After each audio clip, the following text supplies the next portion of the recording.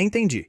Aqui está o roteiro completo, palavra por palavra do conteúdo da notícia, sem cortes no texto principal, removendo apenas a introdução do outro canal, os anúncios da Centauro e o encerramento. São Paulo avança por seu quarto reforço para 2026. Torcida prepara protesto para a semana que vem no Morumbi.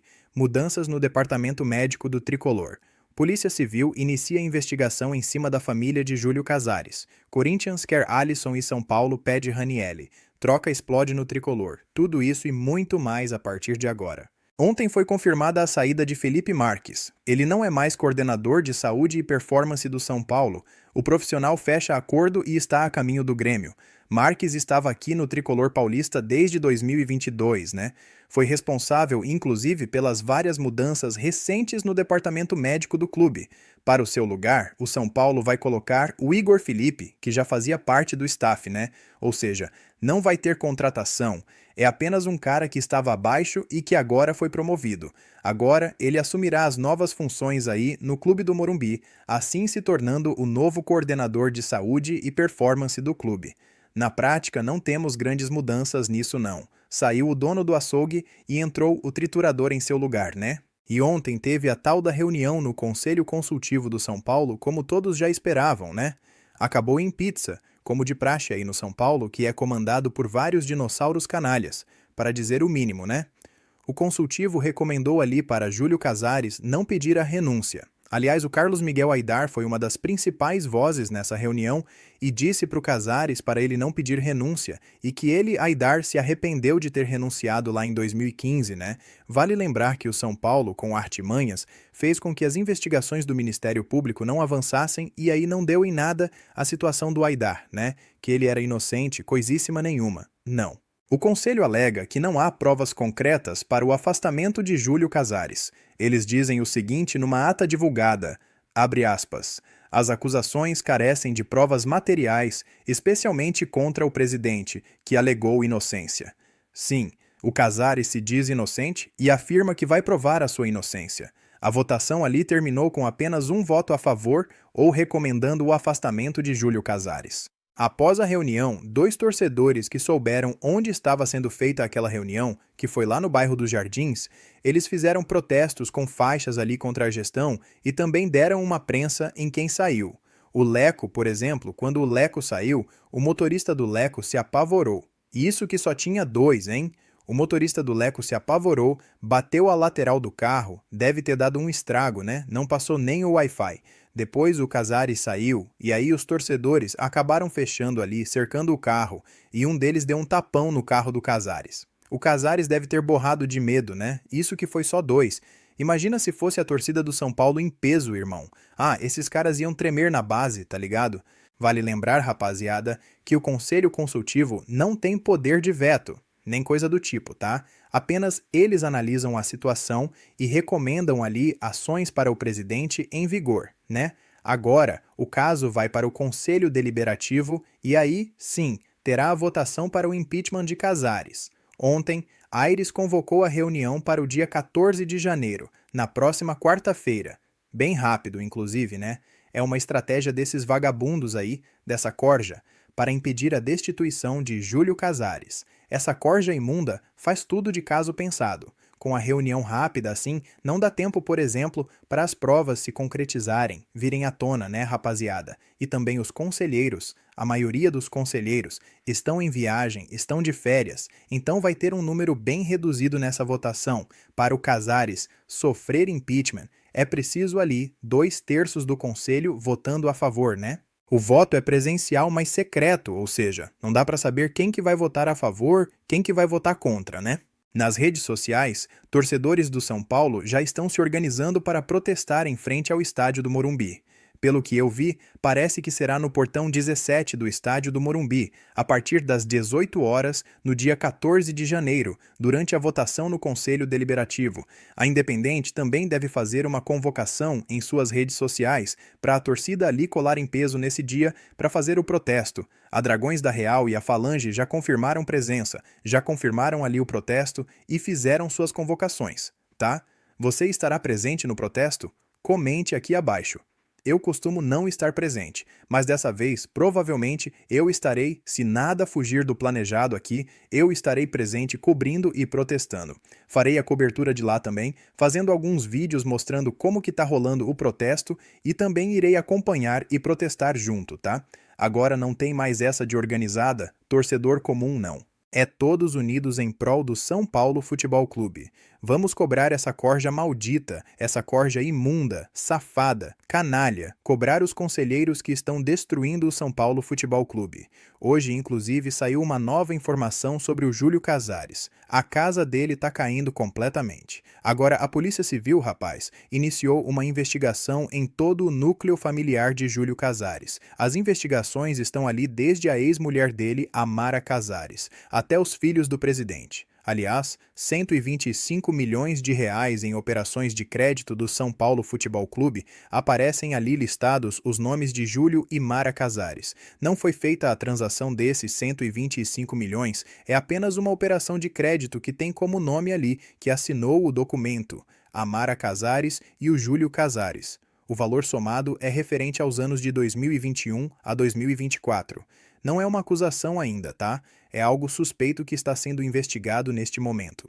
A investigação aponta também um fluxo financeiro milionário na família de Júlio Casares e é considerada, abre aspas, severa gravidade, fecha aspas. A investigação aponta isso, né? A Polícia Civil fez uma análise nas contas bancárias da filha de Casares. Eles identificaram na conta da Débora Casares, abre aspas, manobras financeiras de alta sofisticação para dissimulação de valores, fecha aspas.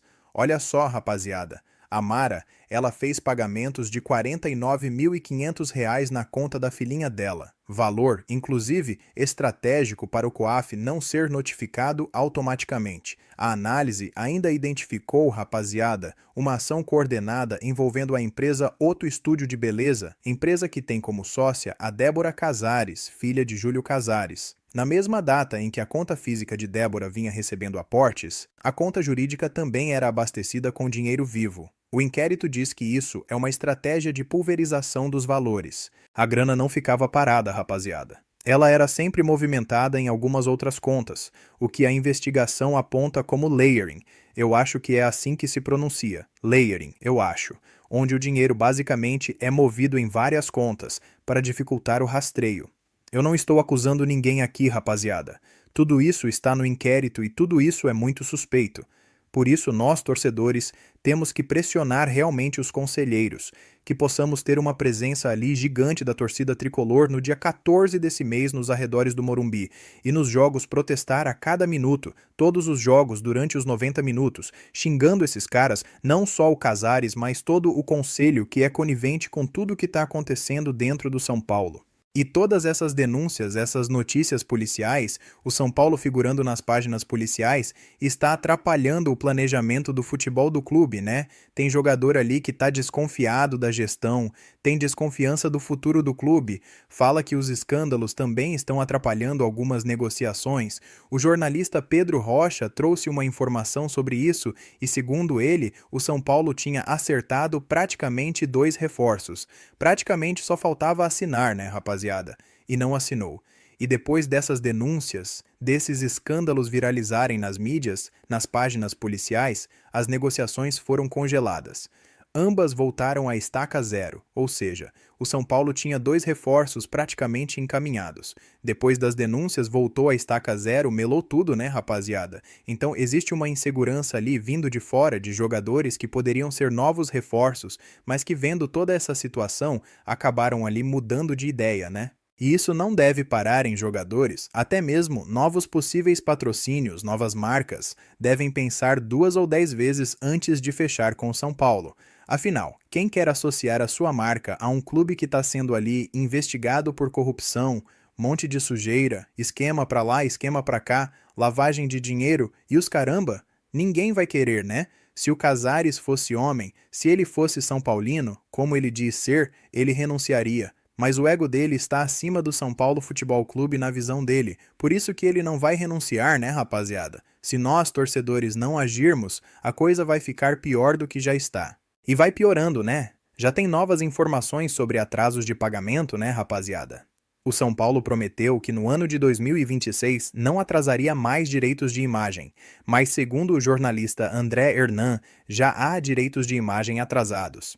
Começou o ano descumprindo promessa, como sempre, né? Já está se encaminhando para o terceiro mês de atraso de salário de direito de imagem para jogadores do clube, né? O pior é que isso é tratado pelos dirigentes do São Paulo como algo normal. O São Paulo terá que vender mais jogadores do que o esperado para honrar com seus compromissos, né? O Rodriguinho é a bola da vez, entrou na mira do Bragantino. A ver, né, rapaziada? Enquanto isso, o São Paulo vai enfrentando dificuldades por reforços, e o silêncio de Muricy Ramalho é constrangedor. Constrangedor, Muricy. Ó, decepção total, viu? Peça-chave em 2023 no meio de campo, mas em baixa em 2025, Alisson entrou na mira do Corinthians. O executivo de futebol do rival sem cor, Marcelo Paz, fez consultas com o staff do atleta para saber as condições ali de uma eventual transferência. Sim, o Corinthians demonstrou interesse na contratação de Alisson a pedido do técnico Dorival Júnior. O nome de Alisson já é debatido no Corinthians, já vem sendo trabalhado lá há algum tempo, né? O São Paulo não descarta negociar o meio-campista, mas tentará uma troca.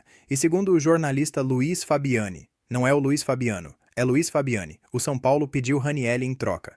Contudo, o Corinthians não gostou desse formato, não gostou da ideia e acabou oferecendo outros nomes, né? Nomes são especulados como Félix Torres e também o Pedro Raul. O primeiro está em negociações avançadas com o Internacional por empréstimo, né? Neste momento, rapaziada, não tem um avanço por Alisson no Corinthians, não, mas as conversas ainda existem. Você liberaria o Alisson para o Corinthians? Aceitaria uma troca? Pegaria quem é em troca do Alisson lá do rival sem cor?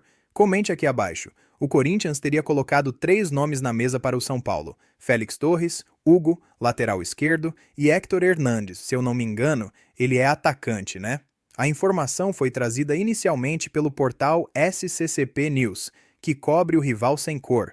Você aceitaria algum desses nomes citados? De acordo com o jornalista André Hernan, o negócio por Alisson no Corinthians não deve acontecer. Muito por conta também dos jogadores que estão sendo colocados, né?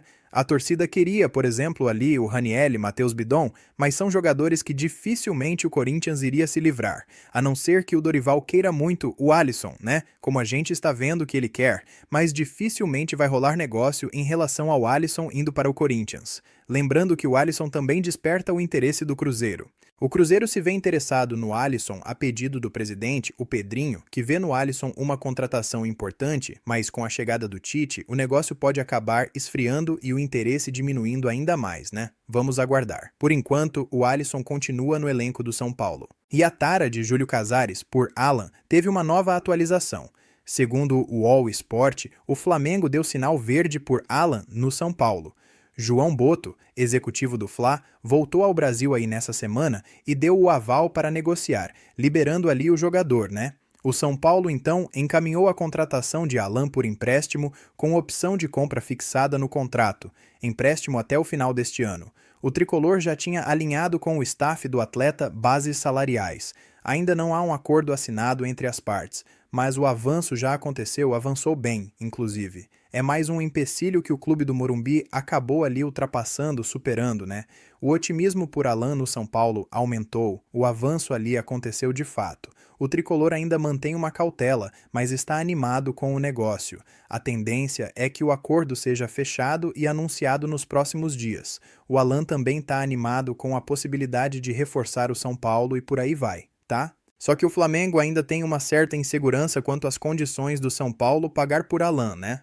Informação de última hora, rapaziada. O Mirassol pediu cerca de 100 mil dólares, 540 mil reais para antecipar a ida ou a vinda de Lucas Ramon para o São Paulo. Sabe o que o São Paulo fez? Eu não posso pagar, não tenho dinheiro para pagar. O São Paulo não tem 540 mil reais para pagar por Lucas Ramon. Olha onde o Júlio Casares e sua corja imunda, a raça maldita desses conselheiros, enfiaram o São Paulo Futebol Clube. Olha onde a gestão Casares enfiou o São Paulo Futebol Clube. Os caras não têm 540... Gente, o São Paulo faz de bilheteria por jogo no Morumbi. Com público mais ou menos, faz esse valor de boa. 800 mil pra cima com um público assim, bem mais ou menos no Morumbi. E esses caras não têm essa grana para contratar o tão sonhado lateral direito deles. É isso que virou o São Paulo, é isso que é a gestão Casares desde o começo. E agora, os filhinhos deles estão na mira da Polícia Civil, hein? Tem que deixar a Polícia Federal entrar na jogada. Tem que deixar só os órgãos públicos entrarem na jogada. Polícia, polícia pra lá, polícia pra cá, porque se depender dos conselheiros do São Paulo, vão arquivar tudo e vai tudo acabar em pizza. Essa que é a verdade, né? E o Júlio Casares Filho, hein? O Julinho Casares, covarde igual o pai. Júlio Casares Filho é covarde igual o papai. Foi no podcast do Tica da Catica, mas foi gravado, né? Não foi no ao vivo, né? Covarde, bunda mole.